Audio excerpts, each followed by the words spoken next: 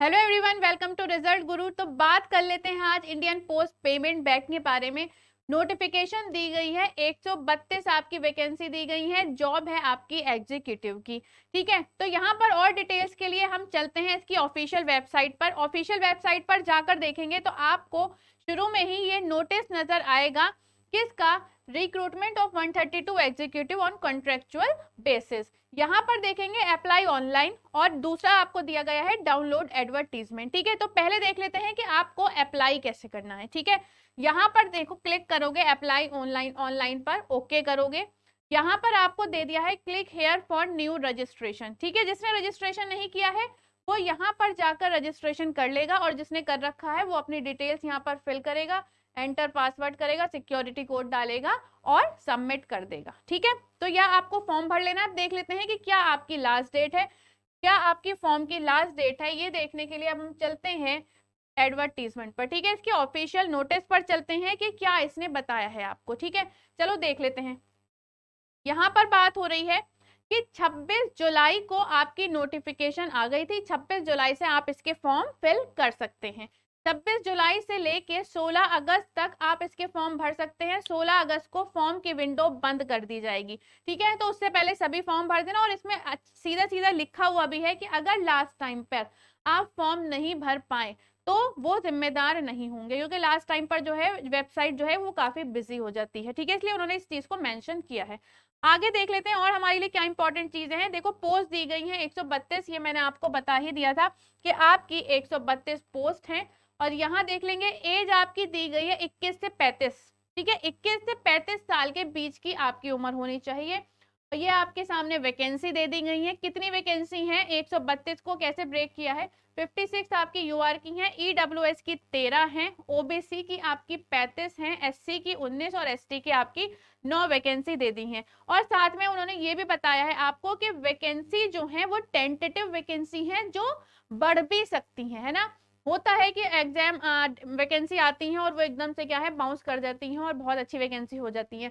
तो हमें होप करनी चाहिए अच्छे के लिए, तो ये भी पॉसिबल है। यहाँ पर उन्होंने ये चीज लिखी भी है कि वैकेंसी इंक्रीज और डिक्रीज हो सकती है। डिक्रीज आपको पता है कि नहीं होती है, ज्यादातर इंक्रीज ही वैकेंसी होती है। ठीक है, आगे देख लेते हैं स्टेट वाइज ब्रेकअप। देख लो अपना अपना कि कौन से स्टेट में क्या है, कितना ब्रेकअप इन लोगों ने दिया है। वैसे ये ऑल ओवर इंडिया फॉर्म है, ऑल ओवर इंडिया के लोग इसे भर सकते हैं।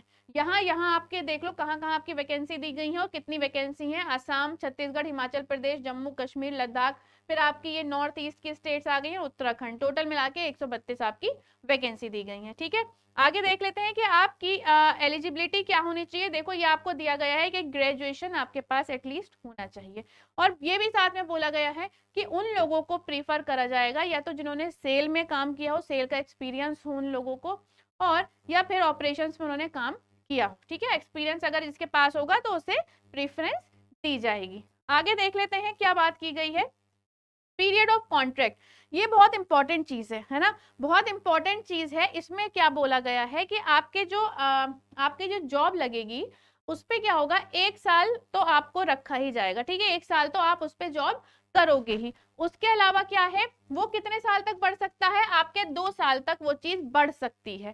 ठीक है, अगर आपका परफॉर्मेंस अच्छा होगा, सब अच्छा होगा, तो 2 साल तक आपको और रखेंगे जॉब पे। और इसका मैक्सिमम ड्यूरेशन उन्होंने दे दिया है कि मैक्सिमम ड्यूरेशन इसका 3 साल है। 3 साल के बाद आपको जॉब छोड़नी होगी, ये क्योंकि कॉन्ट्रेक्चुअल बेसिस पे ये जॉब दी गई है। आगे देख लेते हैं।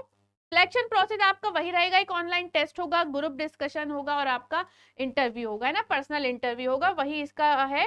अब पे देख लेंगे, पे कितनी है आपकी पर मंथ के हिसाब से आपकी 30,000 रुपए सैलरी दी गई है। बाकी आपके अलावेंस और ये सब जो आते हैं, क्योंकि ये गवर्नमेंट जॉब है, वो सब आपको मिलेगा। जॉब लोकेशन आपकी कहीं पर भी हो सकती है, ऑल ओवर इंडिया कहीं पर भी आपकी जॉब लोकेशन हो सकती है। बाकी देखो, फीस के बारे में बात करेंगे तो फीस आपकी क्या है, SC ST और PWD के लिए आपकी फीस 100 रुपए है, और नॉर्मल बाकी हर किसी के लिए कितनी है, 300 रुपए फीस इन्होंने दी है। आगे देख लेते हैं।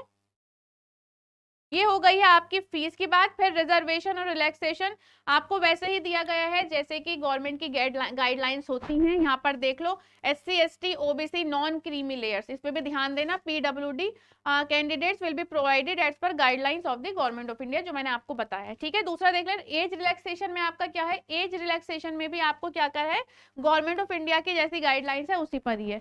अपर एज लिमिट आपकी क्या हो गई है, SC ST की 5 साल, जो कि हर उसमें दी ही जाती है फॉर्म में, 5 साल है। OBC की 3 साल है, नॉन क्रीमी लेयर के लिए 10 साल आपकी PWD UR के लिए है, और 13 ईयर्स आपकी 13 साल आपकी PWD OBC non creamy layer के लिए, और 15 साल है आपकी PWD SC ST कैंडिडेट्स के लिए। ठीक है, तो यही इंफॉर्मेशन थी जो आपके लिए इंपॉर्टेंट है। आपकी एलिजिबिलिटी देख लेना ध्यान से कि ग्रेजुएशन होना चाहिए। 16 अगस्त को आपकी लास्ट डेट है, तो लास्ट डेट से पहले जो है आप फॉर्म भर देना, और कोशिश करना कि जल्दी फॉर्म भर दे, जिसे भी फॉर्म भरना है जल्दी फॉर्म भर देंगे। तो आज यहीं पर अपना इसे खत्म करते हैं। यही आपको नोटिफिकेशन, यही बात मुझे आपको आप तक पहुंचानी थी। चलिए, तो आप अपना ख्याल रखिएगा, फिर आपसे मुलाकात होगी। Thank you so much.